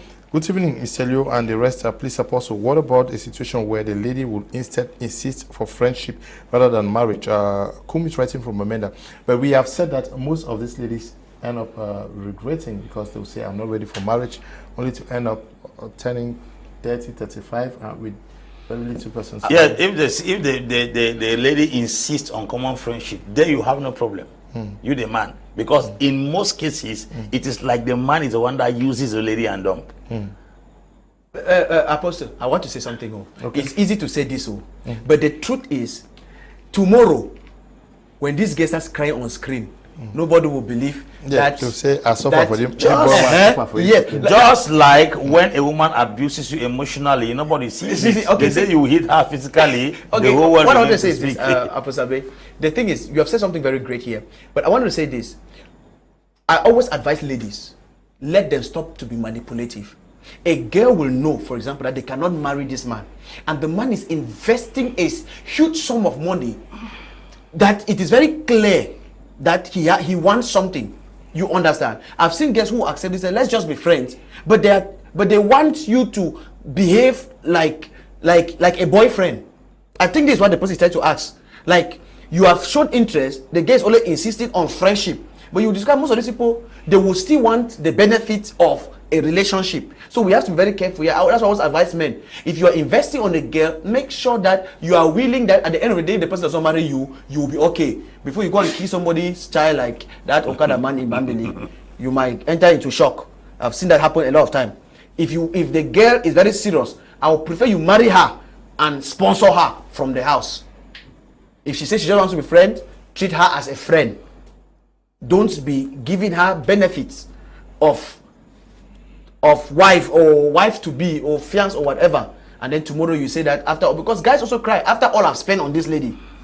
Just the same way ladies will say after all I've done for this man. Yeah. Okay, we are looking at the disadvantages, the effects of very long protracted relationship. But can we also say that such relationships actually leaves many persons, there's no commitment in such a relationship. You may live with a woman or a man for the next 15 years, so long as you have not concretized either paying the dowry or nobody actually can lay claim on the other in this situation. Well, you have been living together for long. Yes. And you expect the world to think that because you are living together, he's your guy, but anybody can snatch them at any time. This is also another thing that we have seen happen a lot of times, where two people are living together, and then something happens outside, and then the other person will be like, but Madua, we are not married. True. And this is also a very this is a technical thing, because that is why defining this thing matters a lot. And if you discover people who have been living like this, the day one of them wants to go and marry, it always happens as if it's spontaneous. In fact, people who are in these protected relationships, they just always say, "Awai say, ma woman don't go marry," because you will discover that in such a case, it's like somebody is snatching you. You don't know how to say it, but at the same time, you know that this man has not made a commitment, and that's why, if you know that the ultimate is marriage, please define it. Define it. because we have seen those kind of things happen a lot of times, and at the end of the day, someone say, "I'm a man go do this stay, he go marry." One lady was complaining that right up to that means she saw a boy's or her boyfriend's invitation for marriage online. That she saw that her boyfriend is getting married online. So you can imagine, and that's somebody who is really close. So I think, I don't know, because the point is we are living together. We have not said we are going to get married. We are going to get married. Now I'm interested in the woman. What do I do? The two of them are living together. Did I promise you marriage? No. No. The lack of the commitment The lack you of talk about. commitment. Yes. Nobody committed Yes. to. Yes. But many ladies end up single and they get old and they blame the man, or the man also ends up blaming the woman. One of the consequences is here that many persons may end up with curses, and there are possibility of spiritual attacks. Yes, these things happen. Yes. Hey. That you say, you don't waste my time, you will leave me so. And they go to the marabout, both for the man and the woman. I mentioned it here. Okay. That people sometimes out of frustration and disappointment go mystical as a means to revenge for you delaying and wasting their time in life. But this has to do, the error has to be shared. Like I said here earlier, to any young girl, so that you don't become a victim, probably you didn't get this knowledge before now, but get it now. I think it's very important for you to define, because some men will come to you and tell you that I no come for relationship, I can't marry and married. I've had situations like that. A girl will come and tell me that daddy, this man says he's not coming to enter into any casual relationship, he's coming for marriage. I say so, he say yes, okay. You see, such a relationship is defined from day one. The woman is entering with the consciousness that she's seen a dream husband. Let them work it out. If things don't work where they separate now, with the understanding that they came in to get married, but it did not work as they planned. Not that kind of relationship where you enter blindly because of emotion and feeling, probably the guy's style, his way of life, or the girl's looks, her buttocks, or her face attracted you. They say, okay, I love you. I love you. To both of you started, and the relationship is not having any definition. Okay. Nobody talks about whether it is a relationship for marriage or sometimes a casual relationship. Both of you just jump into it and then start enjoying yourself as the days are going by. Opportunities open up. You keep enjoying yourself, and then only for you to come one day and the man begins to find another woman, or the woman begins to find another man. Then he wants to move, or she wants to move, and you say, why do you want to leave me? Because the relationship was not defined. You can't blame anybody, because many people have stayed around men for many years whom they are interested in, they refuse to speak. And some other person from somewhere had the boldness, came and told them, I want to get married to you, and the woman jumped the relationship, started saying that they betrayed you. Betrayed you her. Betrayal is when the relationship is defined and then you go against the rules of engagement. But if at all there was no specific definition of the relationship initially, and then somebody chooses to find their path in life and destiny. I have seen a case where a man has been around a lady for almost about 2 to 3 years. They keep talking, he didn't say anything. I had a case 3 weeks ago of a guy who was close to a girl, never spoke to the girl about any relationship, but they were just very close friends. And then some other person came from nowhere and spoke to the girl directly, proposed to her. And this girl accepted. And then the guy said, he's very disappointed with the girl. I said, for what?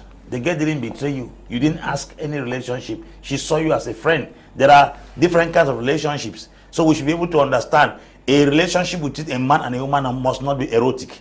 There are platonic relationships that are with men and women. So when you see a man and a woman walking in the street, swinging their arms, even if they are not married, it does not necessarily mean that both of them are into any erotic relationship. People have to define relationship if they are platonic or erotic. And if it is platonic, you leave it at that flat rate. And knowing fully well that you should not be jealous if some other person comes to engage into an erotic relationship, either with a man or the woman in question. Because I know of many people whose friends are girls. I know of many girls whose friends also are boys. But they don't dream them as husbands. They don't see them as people they want to spend the rest of their life with. And most of the cases we have seen a lot of clash is when this platonic relationship is operating like that, and a man does not exposes his intentions to the woman to prove that I want to marry you, and then suddenly from nowhere somebody comes and then close to what you are living The person goes straight to the point, I love you and I want to marry you. And then when they get out of a very clear conscience, accept this new person, you call it betrayal. It's not betrayal. You should be mature enough. Somebody say, I didn't have courage to tell her. If you don't have if you don't have the courage to tell a woman that you love her, you are not even qualified to marry her.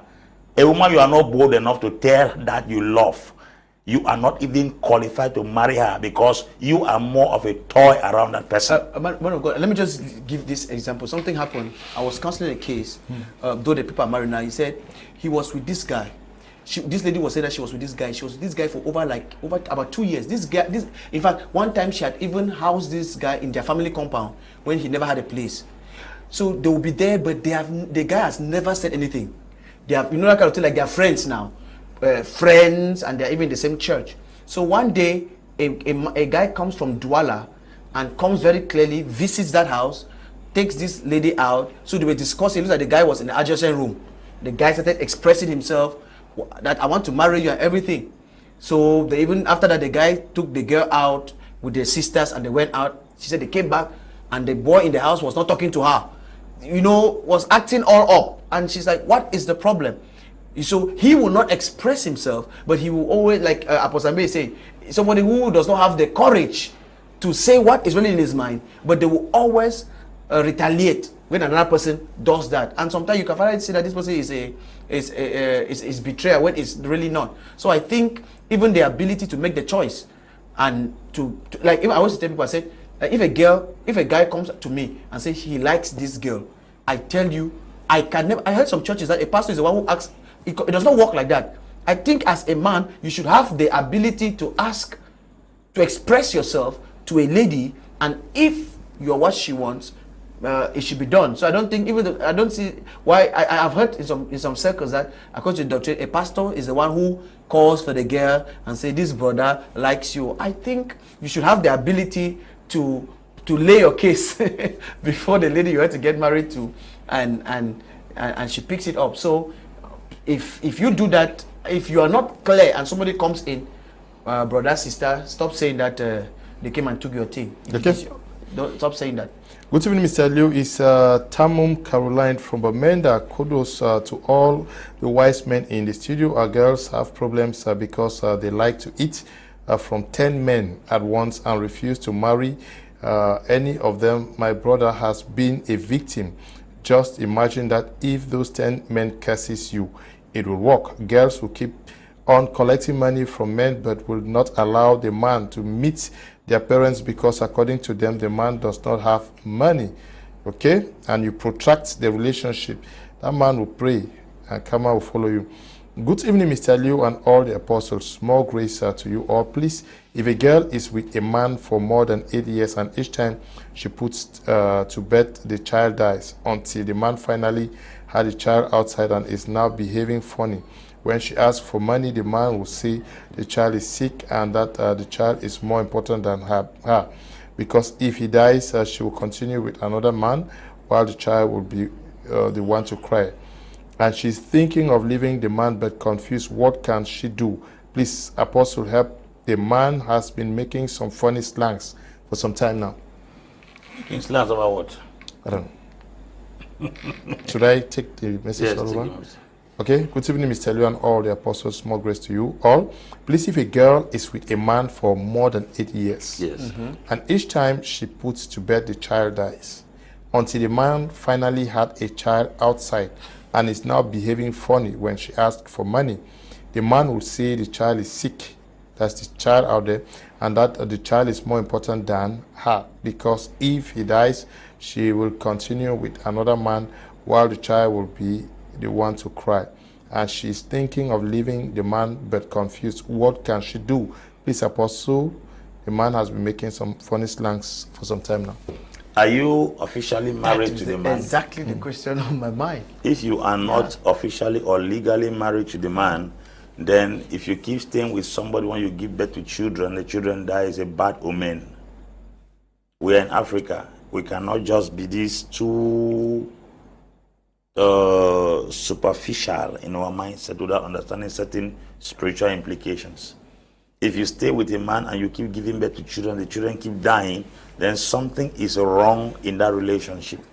Either probably some tradition or some mystical hand is responsible for the continuous death of the children, tell the man, if he's not married to you yet, to go and see your family. People could stand on that and keep killing your children. We are living in Africa, and Africa is complicated. But if I thought you are legally married to the person, then both of you will definitely look for prayers, look for a pastor to pray for you, because it is not normal that you are in a relationship and constantly you give birth to children and they die. Number two, when a man has searched for children and they don't come, the one he mistakenly, by the grace of God, have, I tell you the truth, his heart will be driven towards that child. So if he makes such a statement, you cannot throw so much blame on him, because he's trying to express his frustration even though he's not doing it rightly. So people vent their anger in different ways. I think, and I repeat, if I told you you're not married to that man, you should either pack your things and leave the place, or you call for your family to make the marriage legal. Yeah. Okay. Good evening, Mr. Liu, and to all the panelists. Kumba will not allow me watch this program for network. Will not also allow me watch it on Facebook. I know it's okay. Daisy, thank you. You're watching from, you're writing from Kumba. Thanks so much, sir. Today, about 80% of men today spend a lot of money just because women are too intelligent and smarter to drain men. Defining your objective in a relationship is important. Men, this will save a lot of money. If not, depression will come. Men, shine your eyes. Be objective and allow women who are interested in the benefits of a relationship. Frank is writing from Bamenda. Good evening, Frank. Good evening, Mr. Liu. Okay. Nope. Greetings, I'm so interested in this program. I have this issue asking for counseling. We, the parents, discover that the girl to whom our son is about to get married is dishonest. Before getting into our son's life, informed us that she has a child, not until the girl's mother informed me that her daughter has 2 children, all boys. The first is 11 years and the second 9 years. When we questioned our son, he confirmed that the fiancé had told him, I and my husband are so upset and we want to end the marriage preparations. But the girl is 5 months pregnant for our son. We don't want our son to be trapped into problems with the ex-boyfriend, who also comes to fight with her. Still loving her, even came on a vision to the girl's mother in a dream, asking, so she wants to marry another man. He will see how she's going to get married to another man. Waiting for your advice. Thanks in advance. Please, I don't want to identify myself for obvious reasons. Thanks in advance. You're writing from Bamenda. Please, can you just request for the number of the guys who can counsel you? You're writing from Bamenda. Mr. Asanji is there in Bamenda with you, but you could still discuss with Apostle Ambe. Counseling is not for free, please. But what would you tell her for now? Well, this is the parent. First, I could say that if this son is true, if this son is honest, that he knew, right? If this son, I'm just saying that because sometimes the son can be saying that he knew just so that they should not hate on the girl. But if this, let's assume that this son is honest, then it could mean that maybe they were afraid that these parents will not accept the lady if they knew that there were 2 children. I don't know if you understand. Maybe in their fear, we are not justifying the lies telling, but we are saying that there could be a possibility that they were afraid that these parents will not accept a lady who has 2 children. That's if the guy is truly saying that he knew, because sometimes somebody might not know, and then when they say, you just say that, okay, I knew, to go and handle it behind. Yes. But I want to tell the parents that if this guy is truly aware, what they should struggle to do is put the child down, either they themselves or a counselor or a pastor or somebody, and explain to this young man the reality of the situation that he's getting himself into. As a counselor, if you like, even if I was just talking to this man and the girl. Yeah, but the situation is also being compounded by the father of the two other children who is coming into the scene. Coming to the scene. So that's why I said that this is something that we need to get more technical details, which from every indication this person is. There are so many things when forwarded on TV we cannot handle. So there are things I cannot really say here, but I'm just trying to give a general overview. The general overview is that's why I said something. We will need to look at the situation on ground and let the person who is getting married understand the reality of what they're getting into. The stakes. Yes. And when you understand the implication, if you say you want to still go ahead, that's when we're going to do that. Good evening. Thank you for this program. I'm learning a lot. Women as well as men delay each other in relationship. Men too will not like to answer the question to define a relationship. They will tell you it's too early. They feel the lady asking to define a relationship is desperate. Nange is writing. It's true, Nange. Mr. Leo, before my elder brother traveled to the States, he was in a relationship, serious relationship, but we didn't know if he had promised marriage to the lady. So when he traveled, everything was good, but after 3 years, things changed. Meanwhile, my brother had gone into other relationships while that girl in Cameroon was still faithful and trusting in him. Mr. Liu, this girl helped my brother financially when they were dating, but his traveling was not sponsored by the girl. Mr. Liu, karma is real. Marriage has never worked with my elder brother. He has gotten married to 3 different Cameroonians over there, but none has been successful. And that girl in Cameroon equally got married late 30s, and up to now she hasn't a child. Okay, so this has also some of the consequences here. Good evening, Mr. Liu and the able panel around. I have been living with this girl in the same house for 15 years today. We have 4 kids, but we have never been married. She keeps refusing and becomes very offended each time I raise the issue of marriage. Recently, she insists that she wants to leave the house. Please, Apostle Ambe, what advice can you people give me? Thanks. I'm Ernest in Eborova. She wants to leave. Yes. Because and she's the one who is refusing marriage. It's strange. Because it's mostly, most of the times, when there are 2 people say they have for long life, most of the times, we always find that it's the man who might be delaying to... No, but I've seen many cases where people have spent their lives together. Is a woman insisting that they should not go and get married. I met a case like that. The lady said she doesn't want the parents to do what? And that's the reason why she doesn't want the husband to go and pay her bride price. Brother, if you truly want to settle down, and you think that living with somebody's daughter without actually paying the bride price is illegal, you two equally have that right to make a choice. The girl should accept being your wife because you are tired of living with Kanwuste or a girlfriend. 15 years. You want a wife and not a side chick. You want a wife, not just a girlfriend. You want a wife, not a concubine.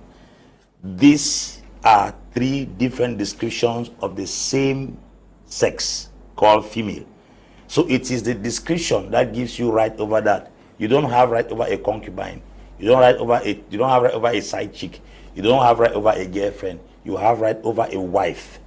So it's either because as it stands now, that girl has the right to decide at any time to back out of that house. And she can go with the children. Control. You don't have full control over her. So it is either you look for a wife in her or you choose to live with her as a concubine. That should be your choice. And if actually you really want to live with that woman as a wife, then let her make herself a wife, not a concubine, because as it stands now, whether by the law or by custom or by the church, 2 of you are living as you are not couples. 1, number 2, that woman is not considered a wife to you. She's considered either a concubine, a girlfriend, a side chick, or whatever name you may call. So men have right over wives. They don't have right over concubines. They don't have right over side chicks. They don't have right over sugar mummies. They don't have right over girlfriends. They have right over wives. So you better seal your right over that woman. Thank you. Okay.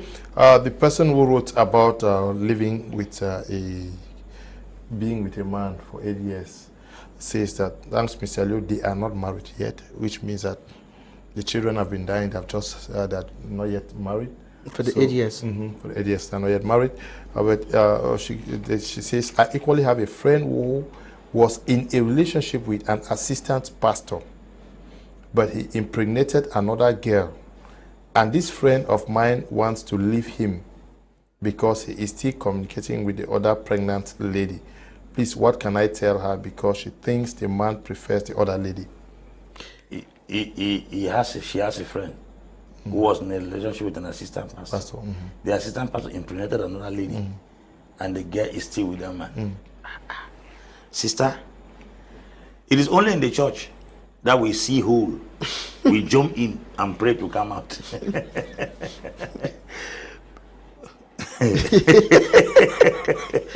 Listen, let me advise you. There are things that prayer will not do because God has given you sense to reason out.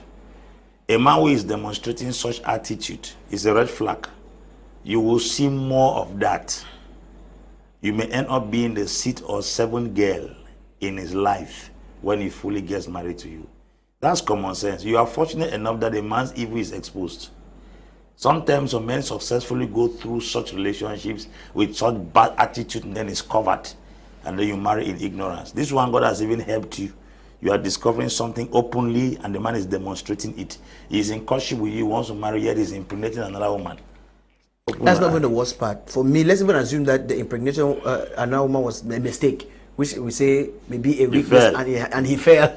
But I think for what she said, is that she even feels that the man is interested in the pregnant lady more than. How can you already know this? You cannot you cannot be a relationship without trust. It's already a failure. In fact, it's hellfire on earth. When you do something like that, how do you want to? You cannot even go to hellfire. That you have already finished your own hellfire on earth. Because without trust, it's terrible. Okay, let's get the last intervention of Mr. Asanji Yvette from Ambe. So in conclusion, Mr. Leo, the truth is that every relationship must be defined from the onset. Yes. If you define your relationship, first of all, if you have a focus, you know where you're going to, you know that I'm going this way. Like just like when you set goals, you have a time attached to it. If you just set goals and you don't put a time that you should achieve those goals, you can end up procrastinating. You keep procrastinating. Okay, we'll do it this year comes and pass. That's why sometimes people come in for premarital counseling and I ask them, when are you planning to get married? For now, we don't have a date yet. We might maybe this year. I said no, you must have a precise program, at least even have a month before thinking of a particular date in that month. If you just say this year, so January comes, you think that no, it's still January, there's still time. February comes and goes, March comes and goes. Before you know it, we are already in June now. June is approaching. Before you know it, it's November. So if you don't have a program that you're following, if you don't have a time allocated to your goals, you will always procrastinate. Especially for people that have procrastination as part of their weakness. So first thing is that define or be focused enough to define when you want your marriage to take place. If it's this year, have a sit down with your spouse, talk about when exactly you want the marriage to take place. Or if it's in 2 years' time, okay, we'll be getting married in 2 years. I think the month of this is good. Even have a date. Then so you start working towards it.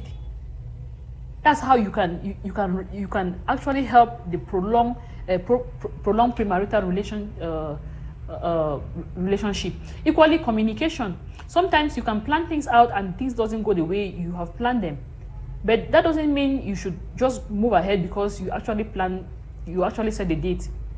Now, with open communication, with proper communication, you can make your spouse see reasons why, okay, we had planned this thing this day, but obviously from every indication we are having challenges with maybe finances, or we're having problems with maybe we're supposed to have carried out all the traditional rites by now and it's not yet done. So if with open communication and with proper communication, that also can be handled.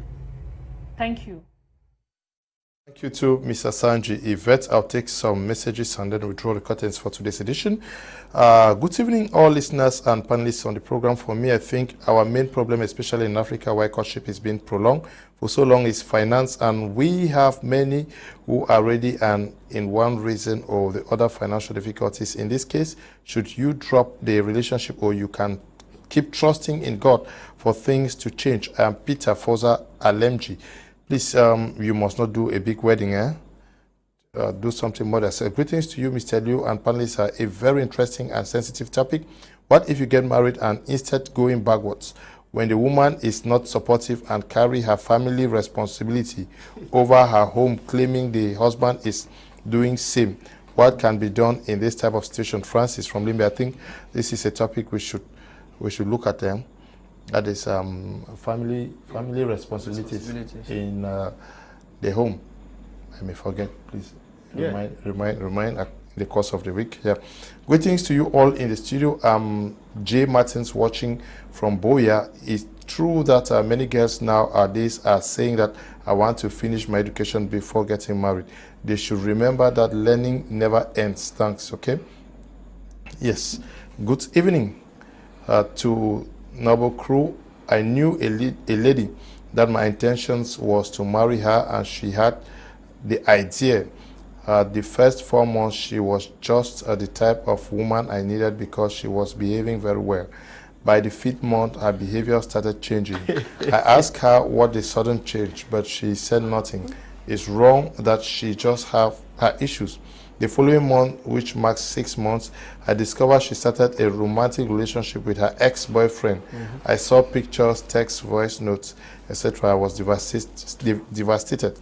So I encouraged very long courtship before marriage. Christopher, writing from Yaoundé, Christopher, you're advising very long courtship. Hi, beautiful people. Good evening to you all in the studio. I'm Gaius, writing from Bamenda. I want to say here that many relationships are failing because most women at 20 don't want to settle down. For example, when a man comes for marriage, they will not refuse nor accept. They only get serious when you have found another woman. Okay? They keep you for spare time. Good evening, Mr. Kum. Some marriages delay because of the distance between the boy and the girl.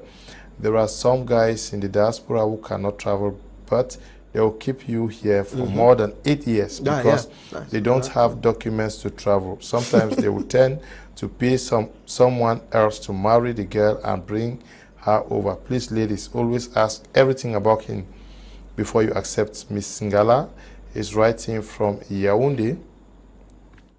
Good evening, Mr. Leo. Good evening. Panelists, I'm enjoying your program. My relationship never lasts for a year despite the efforts it puts in to see it succeed. Please let Pastor Ambe help me with this situation. I'm Dora in Yaoundé. Dora, please, many of you have written to me, you want answers to your worries. Just request the numbers of the counselors. I will send them so that you get to them one-on-one. They will talk to you, but it's not for free, please. Good evening, Mr. Leo. I do believe most men in these days come with marriage proposal just to get their way. As both panelists have said, relationships today are based on interest, and only God can help fall on the right persons. Anaba Foban, writing from Douala. Good evening, Mr. Leo. I'm very impressed the way Apostle Ambe clearly gave those definitions on the various types of partners. I think most of us engage in relationships without knowing the risk involved. Also, resilience is not taken into consideration. I'm Hans in Bomaka. Please, Apostle, is bride price sufficient enough for a woman to gain a place in marriage? Mr. Leo, at times people to come with stay because the man is rich and ready for marriage, but is not sure if the woman is good for him, while the woman on her part is staying there because of his money and comfortable life, and she thinks if she keeps distance from him, another woman might replace her. Okay, we are out of time. If you need their numbers, can you just get to me, write to me on... There's something that we have not... Okay. Maybe we just mention one before we go. Remedies. Yes, that's what I want to ask. Okay, okay. To use, yes. In the situation where persons have been in a very long relationship for, say, 8-10 years, how do they do? And what do you also tell people who are planning to engage in it so that they don't end up bitter and then cursing and then going for spiritual transactions? Yes. I'll begin by still saying that any relationship should be defined from the very onset. For those of you who have not entered into relationships yet, we are dealing with those who have not yet stepped, because we are giving you prevention, not cure now. Yeah. Define your relationship from the very beginning. It doesn't show you are desperate. It only shows that you are vision oriented and you have a focus, and you are someone who does not waste time on trivial issues. That shows how serious you are. Try it anywhere and you tell me later. Secondly, for those of you who have stayed in a relationship for 8 to 10 years and the man is not making any headway as if he wants to get married to you or is not proposing anything, you are not yoked. You are not. I used to tell people that you can break up on the eve. You see, you can break up on the eve of a relationship because the man does not have any upper hand over your head. So as it stands, where you are seated or wherever you are right now and you're in a relationship, you have been there for 10 years, except on a case, or except in a case where children are involved. Because sometimes those 8 years will have 3, 4 children. Yeah. You just have to persevere and keep cuddling the man and caressing him until he goes to that, pay a bride price. Because it's rather unfortunate that at that level, you may find it difficult to get another person. So they used to say it is better to live with the evil you know than to go and look for the angel you don't know. But there are cases where the woman, even with the 4 kids, like we just read, says, I'm not ready for marriage. I want to go. Let her go. It's a choice. Let her go. Okay. Yes. What is it that you are telling those who have been there? Also, they should keep pleading with the. Is it too late to let go? First, there is nothing that is too late, but there are some things that are too complicated. Okay. Yes, there are some things. You know, when something is still fresh, it is flexible. When something is old, it is dry, and too much pressure at once can break it. Yeah, but is it not also a bondage that we find ourselves is because you have been with a guy for 10, 15 years and you think that you must be married? Must you marry? That is why I mentioned... Is this not another societal bondage that we find ourselves in? That's why I mentioned...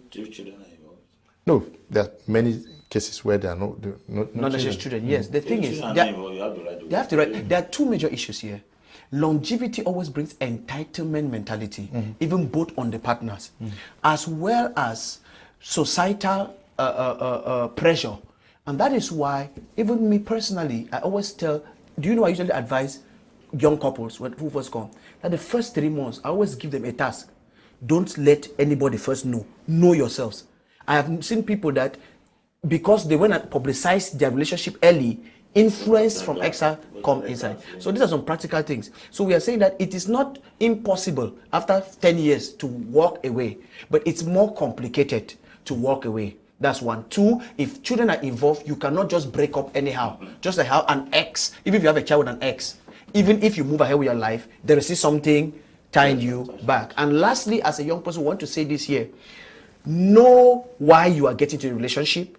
Understand the purpose of dating, and also know how to maximize. So like Mr. Asanji said, it's not the longevity of the relationship, but it's the effectiveness of the dating process. So, and the dating process cannot be effective until you know why you are dating, and until you know what to do during dating, as in profiling the man, and know what to look for within that 6 months to 2 years. Okay, we want to end at this juncture. Thank you all who took time off to watch today's edition of Prime Hour. Thank you, Apostle Ambe, for coming, and to you, Apostle Lefo Divine. We also want to say thank you to you, Ms. Asanji, Yvette, who contributed from Bomenda. We are eternally grateful to you, and also to Mr. Asanji, who is supporting you to be a blessing to the world. We also want to say you extend our greetings to the Prime baby who should be watching from Bomenda. Thank you to the producers. Stay blessed. Bye-bye.